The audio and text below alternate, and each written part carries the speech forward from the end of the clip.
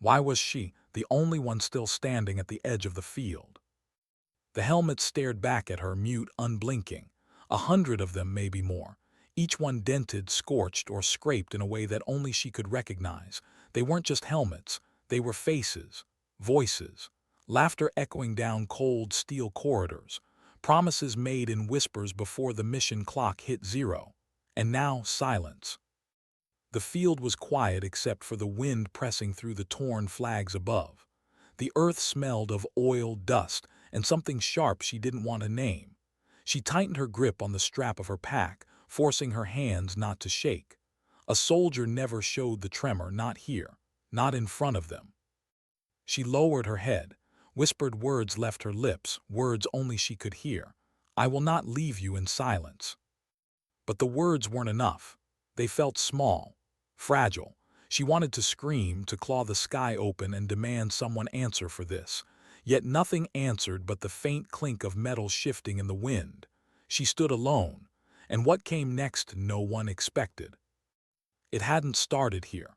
It had started with a briefing no one wanted her in. She remembered the room. White walls, cold light. The map stretched across the table like a wound split open. Every man at that table leaned forward, their hands planted, their voices sharp, layered, certain. She had been the only one leaning back, her arms crossed, waiting. The commander's voice had cracked against the walls. "We strike before dawn. In hit the supply line, pull out before they see us. It's simple, it's clean." Simple, clean, she had almost laughed. Nothing was clean out there, nothing stayed simple, but she didn't say it. She wasn't supposed to. One of them, Captain Reeves, the kind of man who chewed words like they were meant to cut, looked at her and smirked. "What's the sniper's opinion? Or do you only talk when someone gives you a target?" The others chuckled, low, dismissive. She kept her face still, kept her eyes fixed on the map. Inside, though, she burned. She wanted to tell them they were walking into a choke point, that she had seen satellite feeds, shadows where there shouldn't be shadows. She wanted to say that she had run the numbers and the numbers screamed, but she didn't. Not yet. Because there was something she hadn't told them. Not about the feeds, not about the numbers, not about what her gut whispered in the hours when no one was watching. That night in the silence of her bunk, she thought about her brother. She could still see him, laughing with mud on his boots, carrying her jacket when she was 14 and hated the weight of everything. He'd been the first to enlist.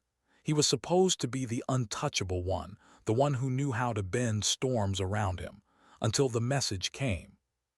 One mission, one mistake, one explosion that didn't care about promises. She had picked up his helmet from the recovery box. It still smelled like him. Burnt leather, smoke, and something faintly sweet like the cheap gum he always carried. She had sworn then. She wouldn't let their names disappear into statistics. She wouldn't let another helmet sit unclaimed. That was the reason she had signed the papers, sat through the endless tests, shouldered the rifle that seemed bigger than her at first. And that was why, when men like Reeves dismissed her, she bit her tongue and let the silence grow. Because silence had its own kind of power. The convoy rolled before dawn. The desert swallowed the sound of tires, leaving only the hum of engines that felt too loud, too easy to follow. She sat in the back of the lead vehicle, rifle balanced across her knees. Her fingers brushed the worn metal, tracing scratches that had outlasted battles she didn't talk about. "Sniper girl," Reeves muttered beside her, voice low so the others wouldn't hear. "You ever think about what happens if you miss?" She turned her head, slow, deliberate, looked him in the eye. She didn't answer, that was her answer. He smirked, leaned back. But she caught it, the way his hand flexed against the seat, restless. He was afraid too. They all were. They just buried it under noise. The sun cracked over the horizon, gold light against gray steel. She blinked against it, and for a second it almost felt like hope. Then the first shot tore through the air. Chaos erupted. The convoy's center vehicle exploded, metal twisting upward in a bloom of fire, screams. The driver swerved, dirt spraying. The desert was no longer empty. Shadows spilled out of the rocks, rifles flashing. She was already moving. Dropped flat, scope up, the world narrowing to one breath, one heartbeat. She saw the flash of a muzzle squeezed. The enemy fell. "Ambush," Reeves shouted, voice cracking against the storm of gunfire. She didn't need the word, she felt it, felt the desert closing in. For every one she dropped, two more rose. And yet she was calm. Her heartbeat slowed. She remembered her brother's words, the ones he'd tossed at her the day she held his rifle for the first time. "It's not about the noise, it's about the space between the noise." She found the space, and in that space she worked. But even as she fired, even as she moved with precision they couldn't ignore anymore, she knew the truth. They weren't going to win this ground. The supply line was a trap. The map had been a lie, and she had seen it coming. When the second vehicle overturned, when she heard the cries for help, something broke inside her chest. These weren't just soldiers. They were men with stories, men who had sung off-key in the barracks, who had kept pictures of their kids folded in plastic against their hearts. And now their helmets would lie empty. Her scope caught the faint reflection of glass on the ridge. Too late, she knew what was coming. The sky split with fire. She woke in the silence after. Dust, smoke, the stench of burning fuel thick in her throat, her ears rang, her hands numb. She pushed herself up, slow, groaning. The convoy was gone, torn metal, scattered gear, scorched earth. Bodies lay twisted, helmets knocked free, no voices, no movement, just her. She staggered forward, knees buckling, eyes blurring. She forced herself to kneel, one helmet, another. She picked them up, set them upright, facing the horizon. She didn't know why. Maybe it was instinct. Maybe it was ritual. Maybe it was the only way she knew to keep them from disappearing. She counted until she couldn't, each helmet a promise, each helmet a weight. When the wind carried her words, they didn't sound like hers. "I will not leave you in silence." But she knew silence wasn't done with her yet. She looked out across the field of helmets. Somewhere out there, someone had planned this. Someone had drawn the map with the choke point already written. Someone had wanted them erased. And she was still here. The question pressed against her chest, heavy, undeniable. Why me? Why did I survive when they did? Her fingers tightened around the rifle. The answer wasn't ready. But she knew this. Their story wasn't finished. Not yet. What was the worst part of surviving? Not the pain, not the ringing in her ears or the bruises climbing her ribs, not even the smell that clung to her skin, the acrid stench of fire mixed with iron. No, the worst part was opening her eyes and realizing no one else had. She lay still for a long time, cheek pressed into the dirt, staring at the twisted wreckage of what had once been a convoy. Her throat ached when she swallowed. Her body screamed when she moved. But eventually she rolled, sat up, and let the silence fall heavy against her. The helmets surrounded her, scattered like dice thrown by careless hands. She pulled herself to the nearest one, picked it up, wiped the ash from the visor. Her own reflection looked back at her, cracked, distorted. For a moment she wanted to smash it, to throw it against the rocks until it split apart. Instead, she set it upright, facing east, toward the horizon, toward a sun that still dared to rise. She whispered, "Not forgotten." She walked the length of the wreckage, every step a reminder of the bodies she wouldn't be able to bury, not properly. Too many, too little time. The risk was still out there. The ridge was watching. She could feel it. Her rifle was heavy in her hands, but familiar, reliable. It had saved her, maybe. Or maybe it had just kept her long enough to suffer the weight of the other's absence. At the overturned second vehicle, she found Reeves. His chest was still, his eyes open, that smirk gone, wiped clean by something far more permanent. She knelt beside him, feeling nothing at first. No hate, no triumph, just emptiness. And then a flicker, not forgiveness, never that, but a strange, bitter pity. She reached up, closed his eyes with two fingers. "Guess we both missed something," she murmured. And then she took his helmet, dusted it off, and set it beside the others. Hours passed in silence, or maybe it was minutes. Time was a trickster when you were alone. Her radio crackled once faint, a burst of static too weak to form words. She snatched it up, pressed the button. "This is Delta Actual. Does anyone copy? Over." Static, then nothing. She tried again, louder, more desperate. "Convoy ambushed, multiple casualties. I am the only survivor, requesting immediate extraction. Do you copy?" The silence pressed harder than the static ever could. She lowered the radio slowly. Her thumb lingered on the button. She wanted to keep pressing it, keep shouting until someone answered. But a part of her, the part that had been ignored in that briefing room, whispered something colder. What if no one answers because they already knew? By nightfall, she had arranged the helmets into neat rows. It felt like something her brother would have done, some small order in chaos. A way to honor, a way to resist being erased. She sat among them, legs crossed, rifle laid across her lap. The stars burned above, sharp and clear. The desert was merciless but honest. It hid nothing. It lied about nothing. Humans did enough of that on their own. Her eyes stung, but she didn't cry. Crying felt selfish. They deserved her strength, not her tears. Still the question gnawed at her, why me? She replayed the ambush in her head, the glass reflection on the ridge, the timing of the explosion, the map in the briefing room too confident in its lines, too polished. She clenched her jaw. It hadn't been a mistake. It hadn't been bad luck. This had been fed to them. Which meant someone back at base had already written their names into silence. The second night she dreamed.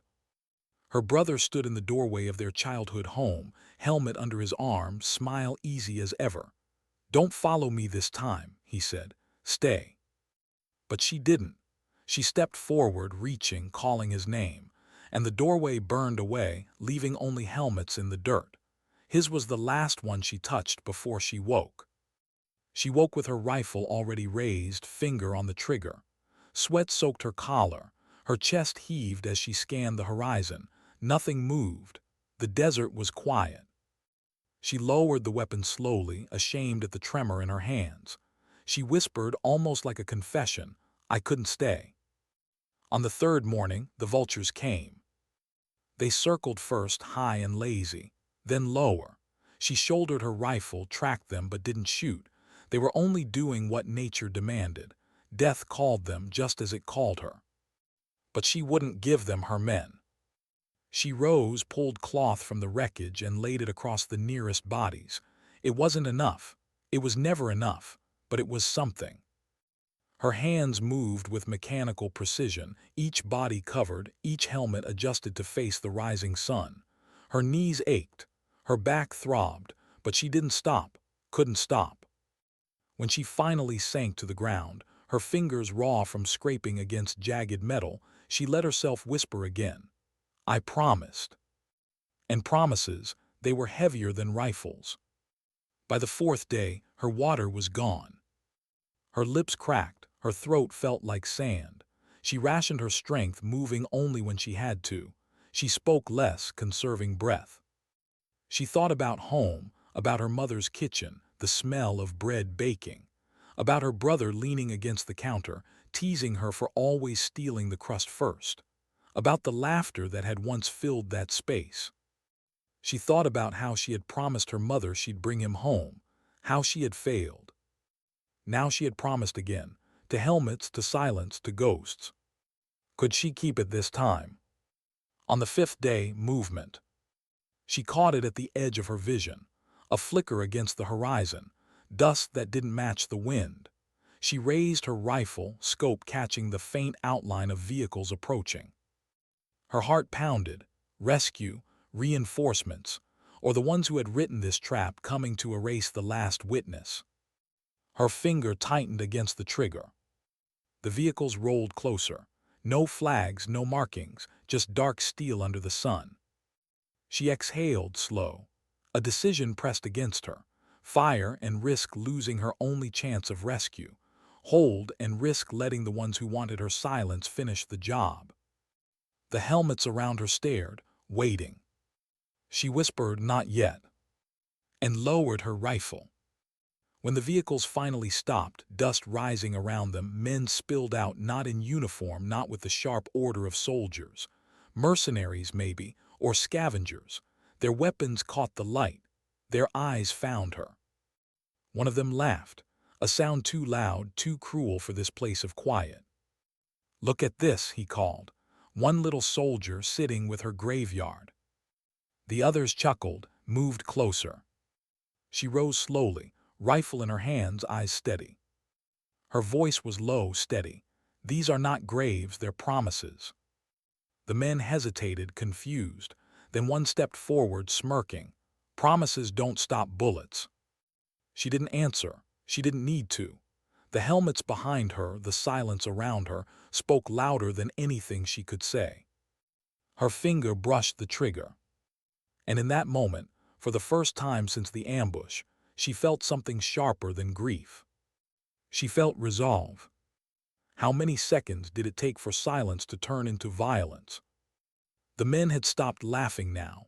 Their boots crunched against gravel as they spread out, circling her. Their eyes weren't cautious. They were greedy. Greedy for her weapon, for her water, maybe even for her. She felt it, the way predators watch prey before the strike. Her hand stayed steady on the rifle. Her heart didn't. It pounded hard enough that she could feel it in her throat. One of the men tilted his head, mocking. "What's the plan, soldier? You shoot one of us, the rest will tear you apart. That how you want to die?" She let the pause stretch. The helmets behind her seemed to press closer, a wall of silent witnesses. She felt her brother's voice in the back of her mind. "Sometimes you don't fight for winning. You fight for remembering." Her lips were dry when she spoke. "You won't get past me." They laughed again, louder. But laughter never stopped a bullet. The first man lunged. Her shot cracked across the desert, sharp and final. His body dropped before the others even blinked. The laughter died. The second raised his weapon, but she was already moving, dropping low, firing once, then twice. His scream cut short. Dust plumed. Chaos, shouts, boots scattering. The mercenaries ducked for cover among rocks and wreckage, firing blind bursts of rounds that chewed into the ground around her. She dropped behind a charred vehicle, breath steady, scope finding the glint of another muzzle. One squeeze. Another man fell. 4 gone, 6 left. They shouted to each other, cursing, trying to rally. She could hear the fear sliding into their voices. She could hear something else too, confusion. "Why's she still here?" one barked. "Wasn't she supposed to?" The words cut off, silence stretched. She frowned, supposed to what? She pressed her back against the wreckage, forcing herself to breathe. The fight was survival, yes, but underneath it something darker flickered. These men weren't just scavengers stumbling on wreckage. They had expected her. Her gut twisted. One of them shouted, "Orders said no survivors." Orders? She closed her eyes for a beat, rage curling hot in her chest. That was it, proof. The ambush hadn't been chance. It hadn't been bad luck. It had been written, designed, commanded.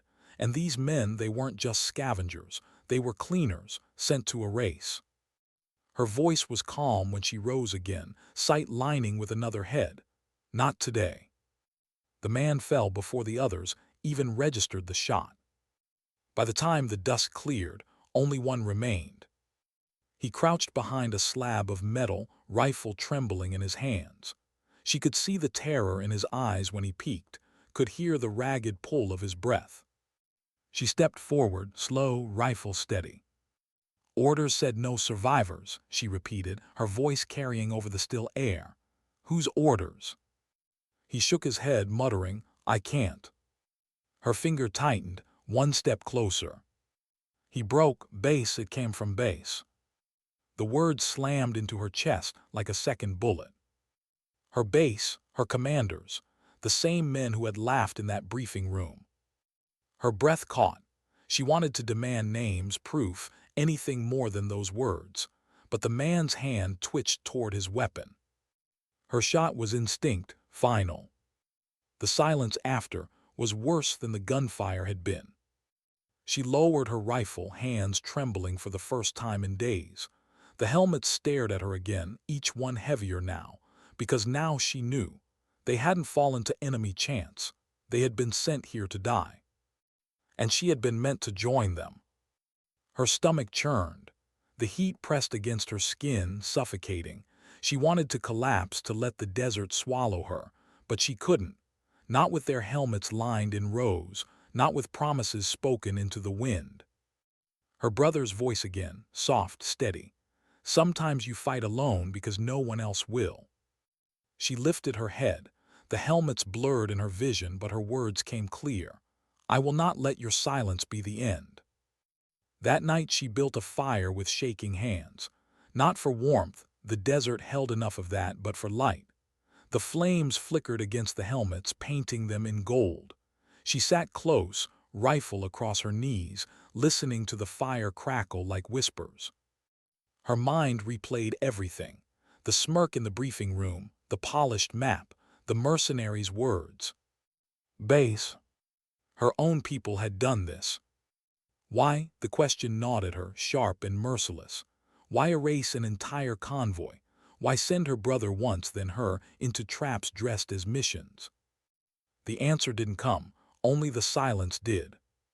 But she made a decision, there in the firelight. She wasn't going back to base as a survivor. She was going back as a witness. On the 6th day, she buried what she could. Her hands blistered on the shovel she'd pulled from the wreckage. The ground was stubborn, hard, cruel. She couldn't give each soldier a grave. Not enough time, not enough strength. But she gave them something, a trench, a line, a place where dust covered flesh.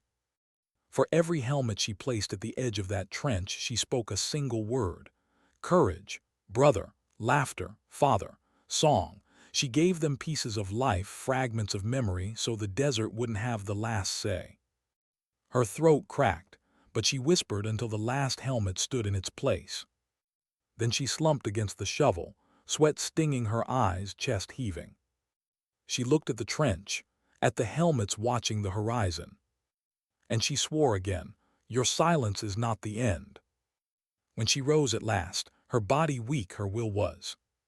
She checked her rifle, cleaned it, counted her rounds, tucked the dog tags she had collected into a pouch at her chest. They were heavy, but not as heavy as leaving them behind. Her mission had changed. It was no longer about supply lines or ambushes. It was about truth, about betrayal, about names whispered back into the world that had tried to erase them. She started walking, east toward base, toward answers, toward reckoning. Each step hurt, each step felt impossible. But each step carried her further from silence. As the sun sank behind her, the desert cooling into night, she looked back one last time. The helmets glowed faintly in the fading light, rows of silent guardians watching her go. Her lips parted, but no words came. She realized she didn't need them. She turned forward again. The fire of resolve steadied her spine. Somewhere out there, someone had written their names into silence. Now she was coming to write them back. How do you walk back to the people who tried to erase you? She asked herself that with every step. The desert stretched endlessly ahead, the horizon shimmering with heat. Her boots dragged through sand that swallowed sound, her canteen long empty, her throat raw. The sun punished her, beat her down, tried to convince her she should stop. But she didn't. Each step was powered not by strength but by names. The dog tags pressed against her chest, heavy reminders clinking softly. With every sound she heard them. She heard their voices. Laughter, banter, regrets whispered in the dark. They weren't gone, not while she carried them. And she would carry them all the way to the truth. By the second night of walking, the hallucinations began. She saw her brother first, standing in the sand ahead, helmet tucked under his arm. He didn't speak. He just shook his head, his eyes heavy with warning. She blinked and he was gone. Then she heard others, snippets of voices from the men she had buried, one joking about cards, another humming the start of a song. She shook her head, muttering, "Not now, not yet." But the voices clung to her like shadows. Her body weakened, her mind blurred, yet her feet kept moving. Because if she stopped, the helmets won. By dawn, structures finally appeared. Not the base yet, but outposts, old comms towers standing crooked against the sky. Rusted, abandoned, stripped of life. She approached one, desperate for water, for shade, for anything. Inside, dust coated everything. Old papers scattered, maps yellowed and curling. A cracked radio lay on a desk, wires exposed. She knelt, hands trembling, trying to coax it to life. Static, then a faint voice, broken, distorted. She leaned in. "Copy, anyone." Her throat tightened. She pressed the transmitter. "This is Delta Actual, convoy ambushed, multiple casualties. Survivor en route to base. Repeat, survivor en route." The static swallowed her words. No reply. Her shoulders sagged. She bowed her head, whispering, "Of course." Because maybe they weren't supposed to hear her. Maybe the silence was deliberate. She slept that night beneath the tower, rifle clutched to her chest. Her dreams were sharp, cruel. She saw the mercenaries' face again, lips spitting the words. Orders said no survivors. She woke gasping, hand on her weapon, scanning shadows. Her skin slick with sweat, her chest pounding. She wiped her face with a trembling hand. The desert was quiet, but the silence didn't comfort her anymore. It pressed against her, heavy, suffocating. She whispered into it, bitter, desperate. "Why me? Why leave me breathing?" And the silence gave her nothing back. On the fourth day, she reached the outskirts of base. Fences stretched wide, razor wire catching the sun. Towers stood like teeth, rifles glinting at their edges. The place looked the same, too much the same. Cold, orderly, untouched by the fire that had swallowed her convoy. Her stomach turned. She crouched low on the ridge, watching. Trucks rolled through the gates. Soldiers patrolled with routine calm. Life here hadn't changed. The helmets in the desert had left no scar on this place. And in that calm, she saw the truth again. They hadn't been forgotten. They had been erased. She whispered to herself, steadying her breath, "Not anymore." That night she slipped through the wire. Her body was weak, her steps unsteady, but her training held. She moved like shadow, sticking to fences, sliding between blind spots. The base hadn't changed, but she had. She no longer trusted walls, no longer trusted orders. Every movement felt like trespassing on enemy ground. She slipped past the barracks, where laughter drifted out from an open window. Soldiers, alive, unknowing. She froze, her chest tightening. How could they laugh while helmets lay in neat rows miles away? Did they even know? Her throat burned with words she couldn't shout. She moved on. She reached the operations wing near dawn. Its walls were glass and steel, polished, proud. She knew this place, the map room, the officers' voices echoing. She pressed herself against the wall, staring at the light spilling through the window. Voices drifted out, muffled but sharp. She recognized one instantly. Commander Hale. He had been the loudest at the briefing, confident, smiling when he said simple, clean. Her fists clenched. She crept closer, listening. "Operation confirmed," Hale was saying. "No survivors, no witnesses. The report will state mechanical failure followed by enemy fire. Neat. Contained." Her stomach dropped. Another voice replied, cooler. "And the survivor." A pause, then Hale's voice again, dismissive. There was no survivor. Her hands shook. She pressed her back against the wall, eyes burning. She wanted to storm in, scream the truth, slam the dog tags down on their perfect maps. But her brother's voice steadied her again. "Sometimes you don't rush the shot. Sometimes you wait." She forced her breath steady, waited. She retreated to the shadows, heart racing. She had the proof now, her ears, her memory, the words that burned into her. But proof wasn't enough. Not here. Not with walls that lied, with men who could make evidence vanish. She needed something more. Documents, logs, a trail they couldn't erase. She slipped into the comms office where machines hummed in the dark. Her hands moved fast, pulling files, skimming transmissions. Her eyes caught lines. Convoy misfiled, coordinates altered, orders signed by Hale himself. Her breath caught. This was it. She copied what she could, slipped papers into her pack, scanned others into her handheld. Her hands trembled, but her movements were steady. Every click of a file felt like justice breathing again. Footsteps. Her chest froze. She ducked low behind a console. Two officers entered, voices low. "Shame about Reeves," one muttered. The other snorted. Reeves was a liability, cocky, they won't miss him. Her jaw clenched. Her hands gripped her rifle so tight her knuckles ached. She wanted to rise to silence them, but she stayed hidden, waited. The men left. Their laughter trailed into silence. Her breath finally released. She rose, clutching the files to her chest. Her reflection caught in the console glass. Her face was hollow, eyes dark, hair matted. She looked like a ghost. Maybe she was one. A ghost carrying voices that refused to be erased. When she slipped back into the night, the base behind her, her pack heavier than ever, she felt it for the first time, not just grief, not just rage. Purpose. She had the truth now. The question was what to do with it, who to trust, where to go when the very walls she once saluted had tried to bury her. The helmets were with her still, their silence pressed against her, steady, constant, but now she carried more. Proof. She whispered into the darkness, words only she could hear, not forgotten, not erased. Her brother's voice echoed back, steady, almost proud. And for the first time since the ambush, she believed it. The desert gave her back to the world, but the world wasn't ready for her.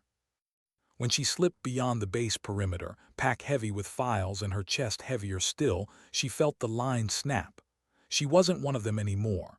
Not soldier, not subordinate, not loyal gear in a machine. She was something else now, a carrier of ghosts, a thief of truths. And that made her dangerous. The first town she reached was small, dusty, made of cracked concrete and fatting paint. Market stalls lined crooked streets, vendors shouting in 3 languages, their voices mixing with the smell of sweat, spice, and rusted metal. She kept her head low, hood pulled tight, moving through the crowd like a shadow. It felt wrong to see life so normal. A child laughing, chasing a stray dog, a woman arguing about bread prices, a man fixing a broken cartwheel. None of them knew about the helmets lined in sand, about the files pressed to her chest. None of them knew how close silence had come to swallowing truth whole. She wanted to scream it at them, to shake the world awake. But screaming didn't change orders, proof did. She slipped into a low-lit cafe, sat at the corner table back against the wall. The waitress brought water and bread. She drank greedily, nearly choking. When her hands finally stilled, she pulled the papers from her pack, spread them out across the table under the dim yellow light. Coordinates, altered logs, Hale's signature scrawled bold across final authorization. Her eyes narrowed. This was enough to bring him down, enough to drag the truth into daylight. But another truth gnawed at her. These papers, this proof, it wasn't just Hale. Dozens of names were tied to it, chains of signatures, approvals stacked like bricks in a wall, officers, commanders, men and women she had once nodded to in halls. If she spoke, if she let this out, she wouldn't just be ending Hale. She'd be burning the whole structure down. And the fire would touch families, soldiers, civilians, people who had nothing to do with helmets in the sand. Her stomach turned. Justice wasn't clean. It never had been. Her eyes drifted to the window. A boy outside was playing with a tin can, kicking it across the dust. His laughter rang sharp. She thought of her brother then, chasing her through fields when they were young, before uniforms, before orders. She closed her eyes, whispered into her water glass, "What would you want me to do?" But silence pressed back. By dusk she wasn't alone. He sat down across from her without asking. A man in plain clothes, lean, sharp-eyed. He didn't look at her, didn't look at the papers. Just tore a piece of bread, dipped it in his drink, chewed slow. Then he spoke quiet. "You're harder to kill than they thought." Her chest froze. Her hand slid toward the pistol under the table. He shook his head, calm. "If I wanted you gone, you'd already be gone." Her jaw clenched. "Who are you?" "Someone who reads the same files you do." He finally looked at her, his eyes dark and steady. "And someone who knows what happens if you open that door too wide." Her heart hammered. "You knew you let it happen." He didn't flinch. "I survive by not lying to myself. You should try it." Her fist trembled over the pistol. "They were my family." "And what are you now?" His words cut like glass. "Family or weapon?" Silence stretched between them.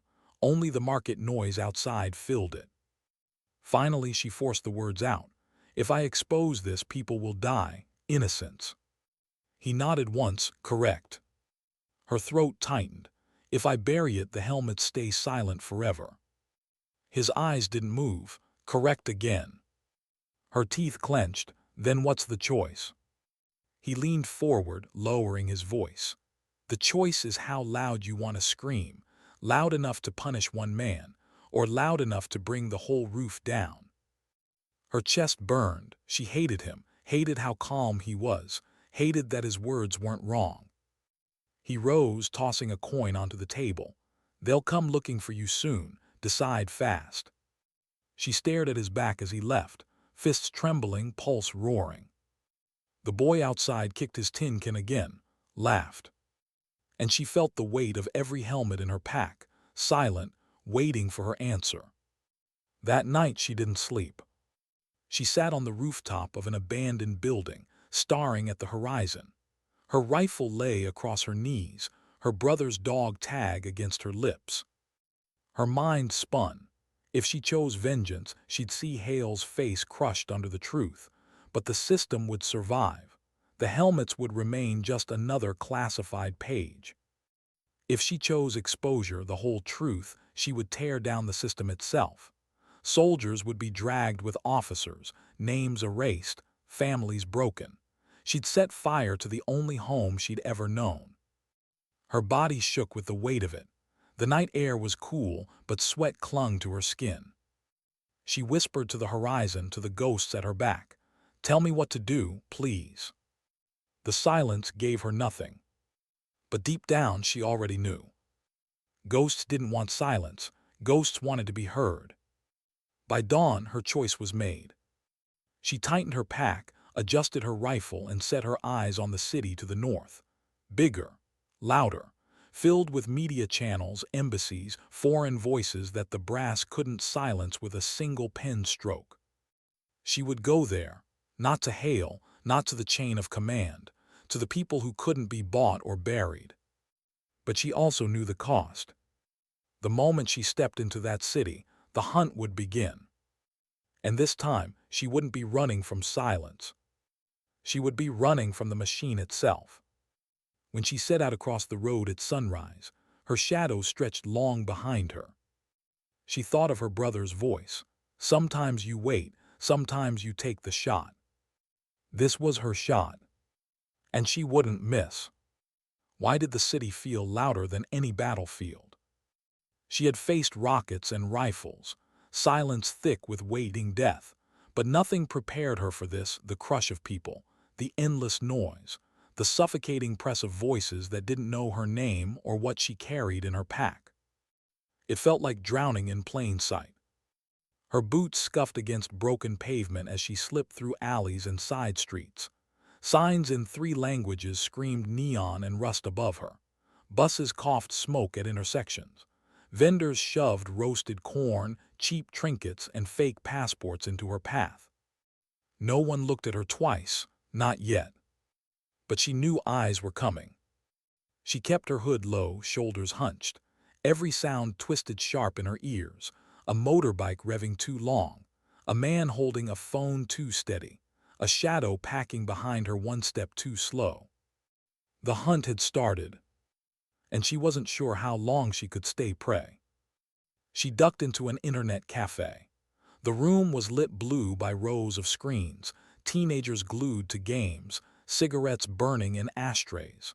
She picked the farthest booth, dropped her pack onto the chair, and powered up the dusty computer. Her hands shook as she pulled the files into the scanner, page by page, each one flashing briefly across the monitor, each one a nail in Hale's coffin, a nail in the machine's mask. But her eyes caught on something she hadn't noticed before, a memo buried deep in signatures, words circled in red ink. Collateral acceptable, civilian count within projection. Her chest froze. They hadn't just buried soldiers, they'd buried families, children, entire villages, numbers balanced on paper like currency. Her stomach twisted. She almost vomited on the keyboard. Her brother's face rose in her mind. He wanted to believe they were fighting for something clean, something worth bleeding for. Now she saw the truth. There was no clean, there was only the count. Her upload bar crawled across the screen. She wiped sweat from her brow, glancing at the doorway. A man entered, tall, trim beard, civilian clothes that didn't quite fit right. Her hand slid under the desk, gripping the pistol. He didn't look at her, just bought a soda, sat 3 computers down, but his eyes flicked once, just once. Training screamed at her.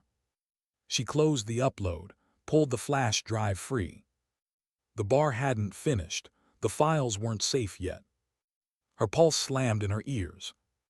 She rose fast, packed tight against her chest, and pushed through the cafe door. The man didn't follow. But she knew he wasn't alone. The streets swallowed her again. She kept moving, fast, weaving, changing direction at every corner. Shadows followed. She caught glimpses, a reflection in glass, a pause in footsteps when she paused, a car idling too long at the curb. She was in their teeth now. By nightfall she found a safe house.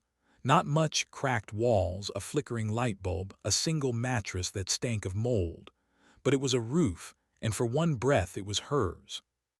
She spread the papers across the floor. The flash drive glinted silver in her palm.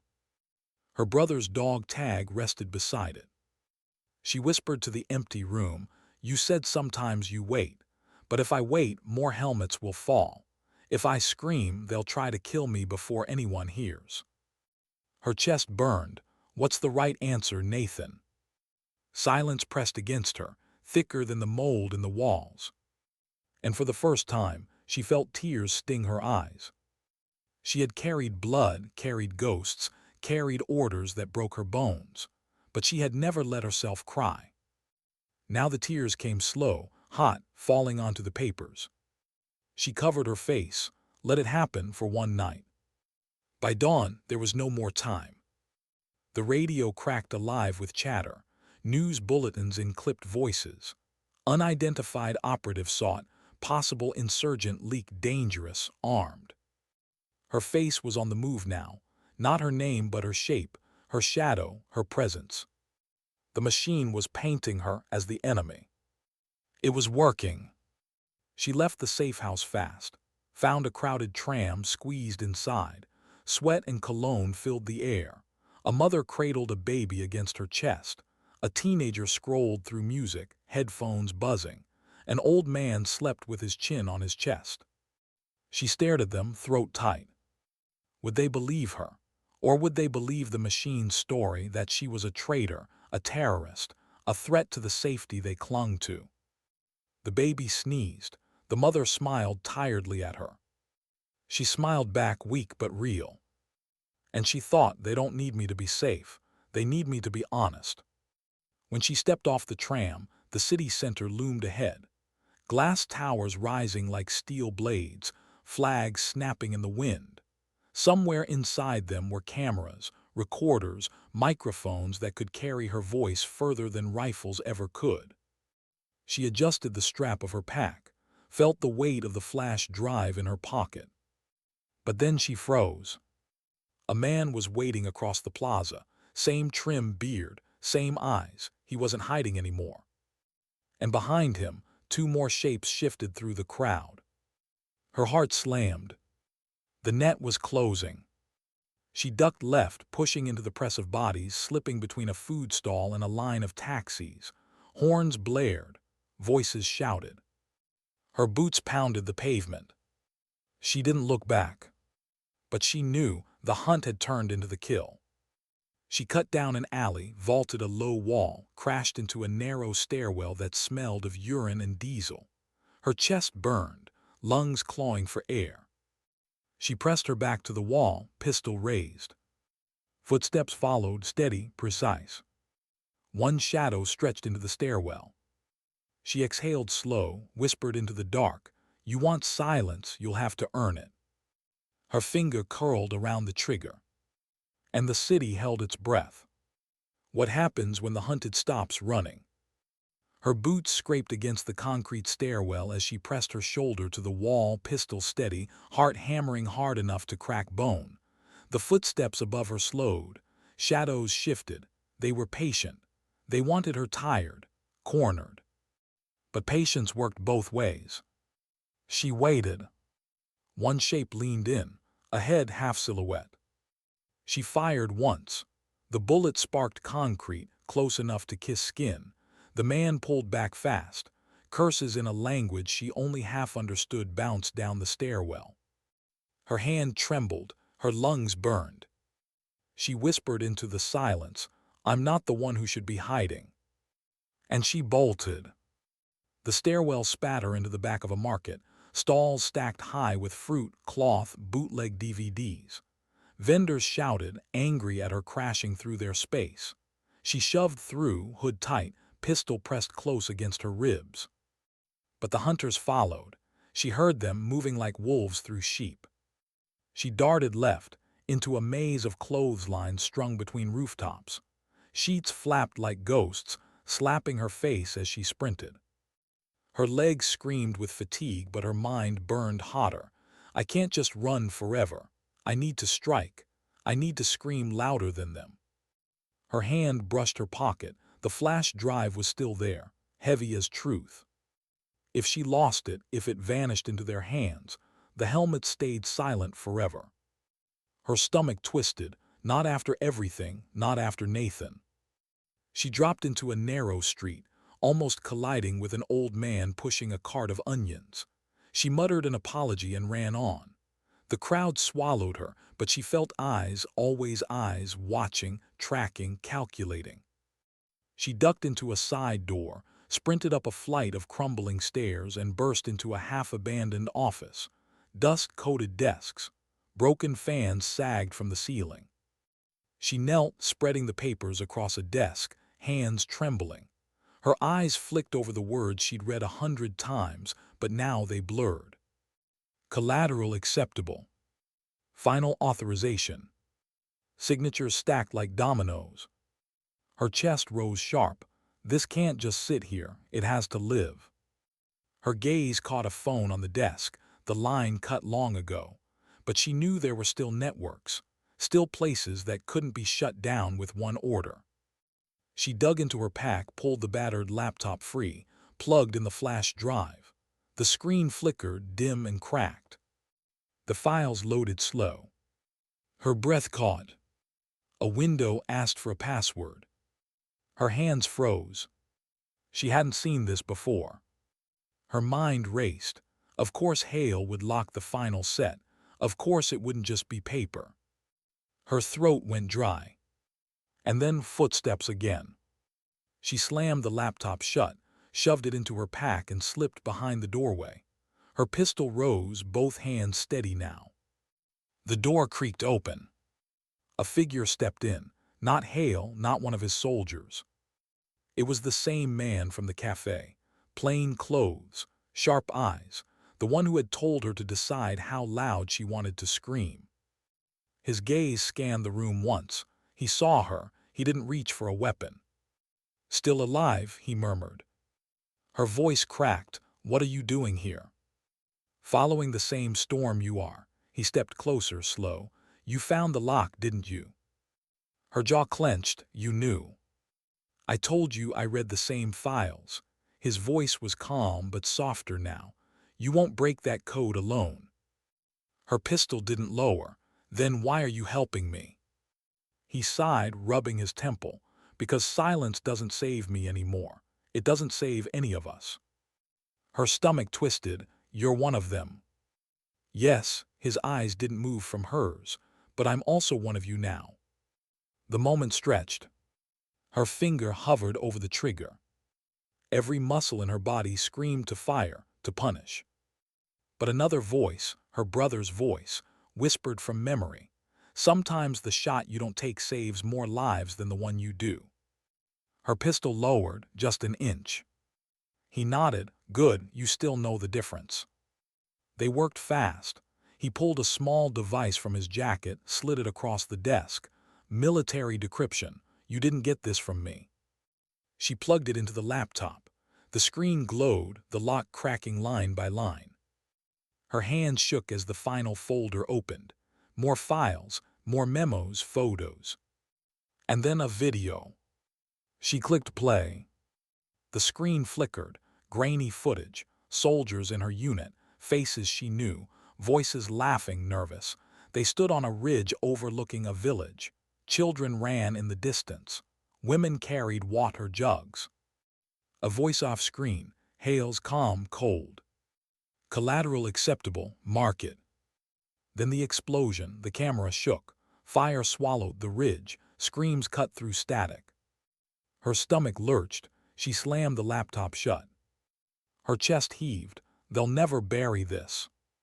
He met her eyes. "They'll try, that's why you have to move now." They planned in whispers. A foreign embassy with open media channels was 2 miles away.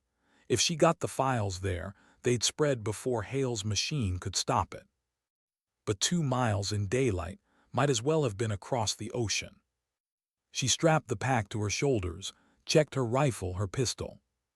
Her companion adjusted his jacket, hand brushing a pistol she hadn't seen before.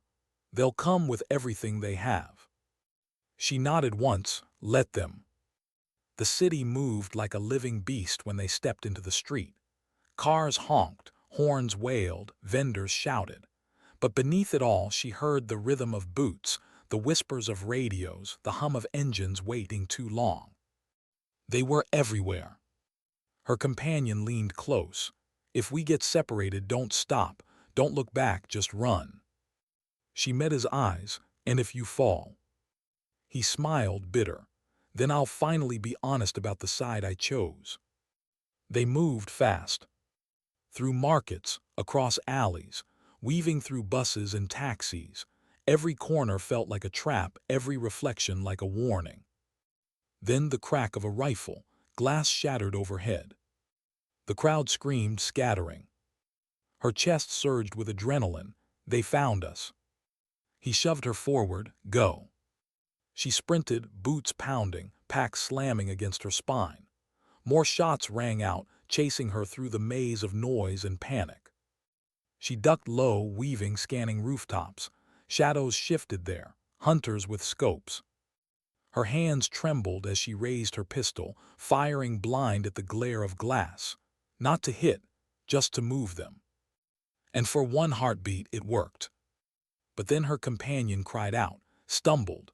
A red bloom spread across his shirt. She froze. "No." He shoved the flash drive into her hand. His voice was raw. "Don't stop. Don't let them bury it." Her chest cracked. His eyes met hers steady, even as blood soaked his side. "Go." And she knew if she stayed, both of them would fall. If she ran, at least one of them might live. Her throat burned. "I'll scream for you too." And she ran. Her legs burned, her lungs clawed. The embassy tower rose in the distance, flag whipping in the wind. Bullets sparked pavement behind her. Voices shouted. She clutched the flash drive in her fist. tears streaking her cheeks. The helmets weren't silent anymore. Not if she made it. Not if she screamed loud enough. The first sound was silence. A silence too heavy to belong to the world she once knew, too final to be confused with peace. She sat where the field of helmets ended, knees pulled close, eyes closed against the glow of a dying horizon. The mission was complete, the cost unmeasurable, and yet in that stillness something inside her eased. Not victory, not pride, just the knowledge that she had kept her word. She had promised to stand when others fell, promised their voices would not vanish into wind and dust, promised the world would not forget. And though she carried scars that would never fade, though nightmares would drag her back into the fire for years to come, she had given them what little the living could still give the dead: remembrance.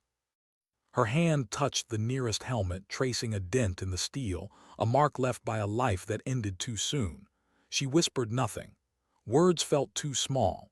Instead, she let her silence stand as the answer. Behind her, the base was stirring again. Mechanics cursed at machines, boots hit the tarmac, radios cracked to life. The world moved forward, but here, at the edge of memory, time seemed to slow. She felt it in her chest, the quiet dignity of those who had not returned. She thought of the briefing room months ago when no one had looked at her twice. She thought of the jokes, the doubts, the dismissals. She thought of the faces that had since vanished into the earth, leaving her the one to carry their memory forward. And she realized something she had never dared believe. Strength had nothing to do with medals or ranks. It had nothing to do with who shouted loudest or who fired first. Strength was choosing to keep walking, even when your steps echoed through silence no one else could bear to hear. She rose slowly, brushing dirt from her hands. She looked out over the field one last time. The wind shifted, carrying dust, carrying echoes, and for the briefest moment she could have sworn she saw them, shapes, shadows, outlines of men and women walking beside her. Maybe it was imagination, maybe something else. She didn't need to know. What mattered was the promise. She turned back toward the light, toward the base, toward the noise of a world waiting for her return. Her boots struck the ground in a rhythm that felt both foreign and steady. Each step away carried weight, but also release. At the edge of the runway she paused, looked back once. The helmets remained, rows upon rows, shining faintly beneath the fading sun. She didn't salute, she didn't cry, she just breathed and carried them with her. Sometimes dignity doesn't speak. It simply acts. And in that silence she found her answer.